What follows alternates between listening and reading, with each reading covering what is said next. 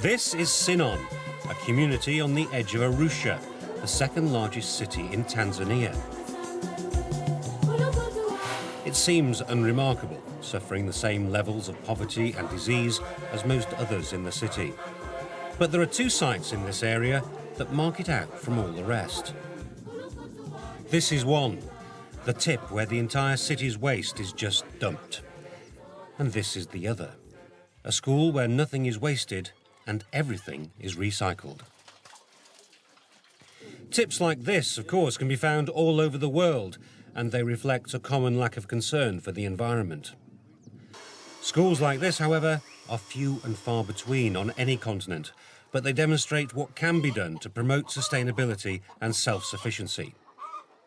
Here it's not just the food that's home-produced, so is the energy, which comes from a very natural gas. It's better for the environment and the purse. Economics have been, a big part of my drive, but also the environment. Yes, the two go together. We have to find ways of being more resourceful, less wasteful, and if small schools can do it, families, individuals, it boils down to everyone contributing. The Edmund Rice Sinon Secondary School lies underneath Mount Meru, the fourth highest mountain in Africa. It takes children from the city and from the surrounding Maasai villages. And it's villages like this one that are being hit hardest by climate change through water shortages and failed harvests. Seasonal rain is bringing some relief to the area, but still no water to this village. So he would say more than 10 years, the rain has decreased. Cows have died as a result because of the lack of rain. Just the general standard of living is very difficult. More than 10 years now. Who does he blame for the drought?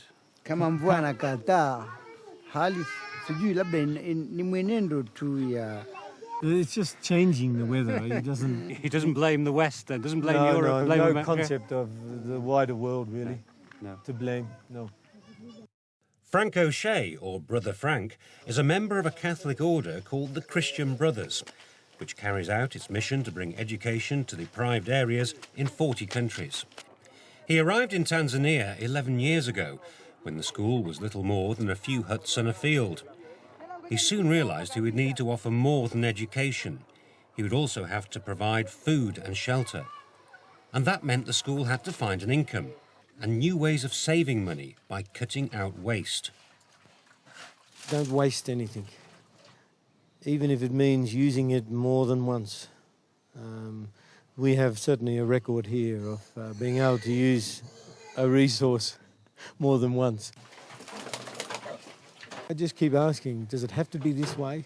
Can't it be done any better? And then from there search and take a few risks.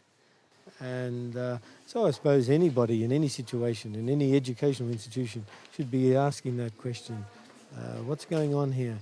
Is it just how it is done? Is that the only way? Are there alternatives? There are now classrooms and workshops for 1,000 pupils and shelters for half of them who board rather than walk up to 30 kilometres a day to and from school and their outlying villages. Frank's been driven by his zeal and desire to give every child the chance of education. He's relied on support from his religious order and he's received quite a lot of help from termites. This is the school's termite mound. I discovered it makes good building material. The termites are bringing the soil down from very deep down and it's very sandy. Some of them go down as far as 30 feet, big area. This one is not as big, but you could go down 30 feet and get enough bricks to build a house. So basically you're using this instead of sand and cement? We do add some cement to help it. One bag for 200 bricks. As the school grew, Frank's priority was water. There are 2 rainy seasons, if they come at all, but it's hardly practical to build tanks big enough to collect water for half a year. So the school found a donor to fund a borehole which tapped into a stream running deep underground from Mount Meru. The water supply also means the school can irrigate 10 acres of nearby fields.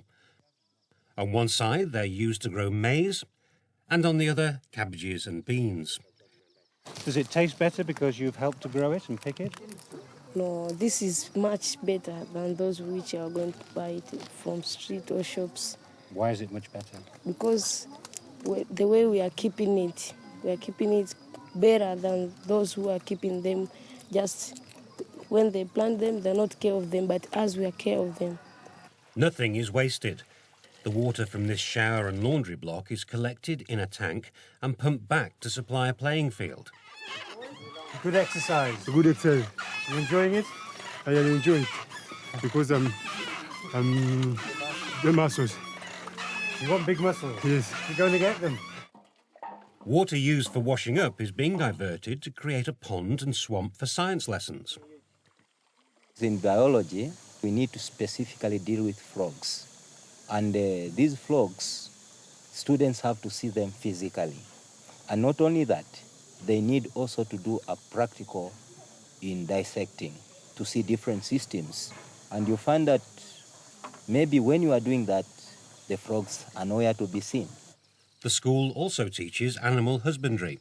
It keeps a herd of 15 cows, which produces between 80 and 100 litres of milk a day.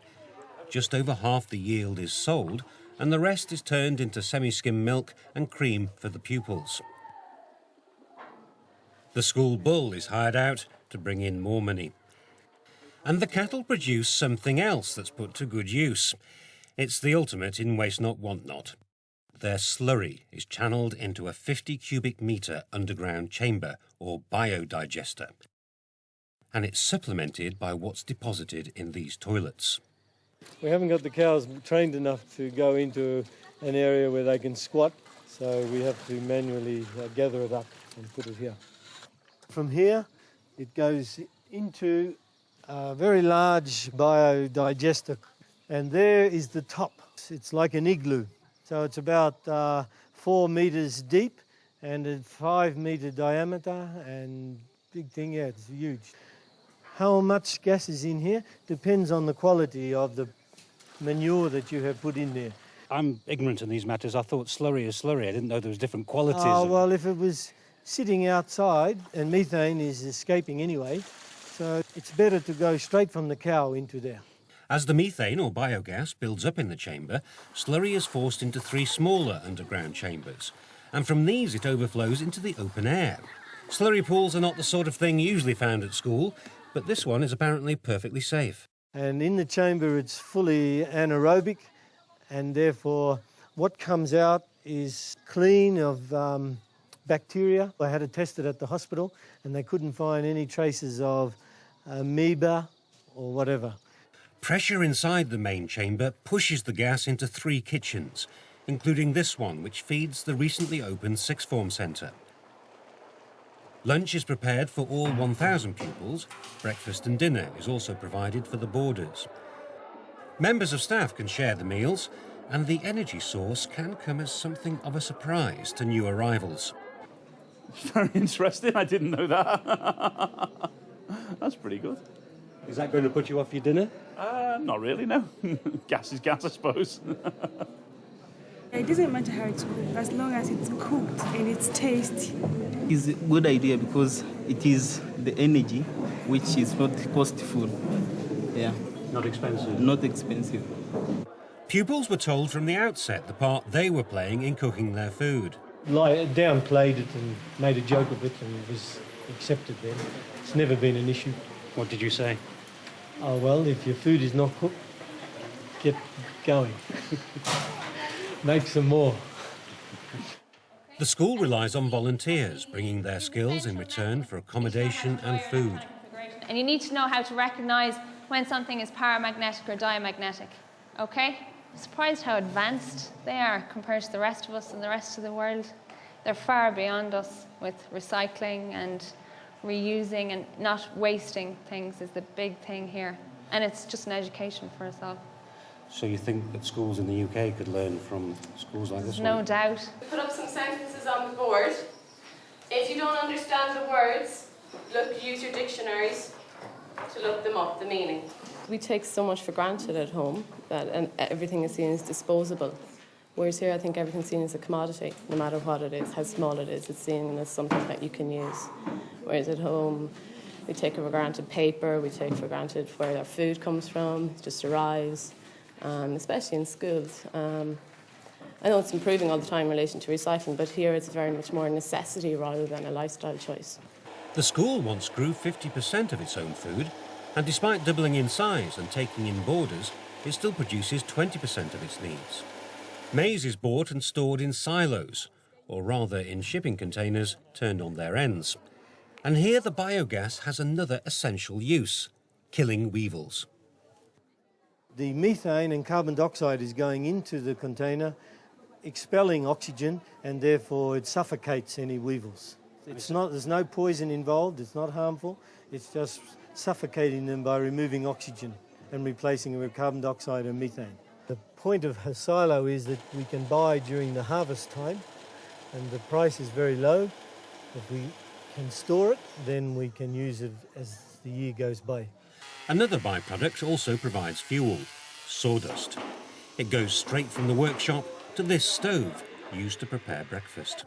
It's an example of what a politician might call joined up thinking to maximise resources. But here it's called common sense. There are many more examples around the school. If you need new instruments for the music department, then why not make what you can in the carpentry class? And if you're training pupils to become joiners, then why not produce stools and desks needed in new classrooms? If you've equipped a room with sewing machines, then why not rent it out after school to local people who have got the skills but not the equipment? If you're teaching husbandry, then why not produce the ingredients needed by the home economics class, which can then provide a few treats in between the meals of maize? And if you want to provide training in IT, then why pay for new computers when perfectly good ones are being thrown away by upgrade-greedy consumers in the West? For what pupils actually do in a school, these are absolutely adequate. I even had a group of pupils last night doing some programming, and for simple programming tasks, they stood up fine. So there's no reason why schools in the UK couldn't recycle? No reason whatsoever. I'd say the only weak link in the chain is probably the monitors.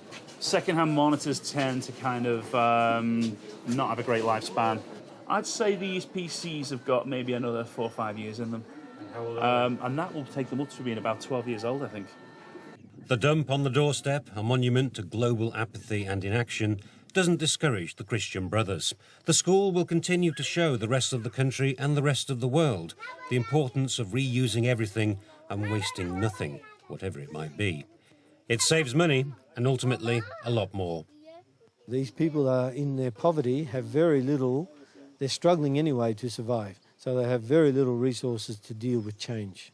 What was that slogan? Think globally but act locally. And this is a responsibility of everyone.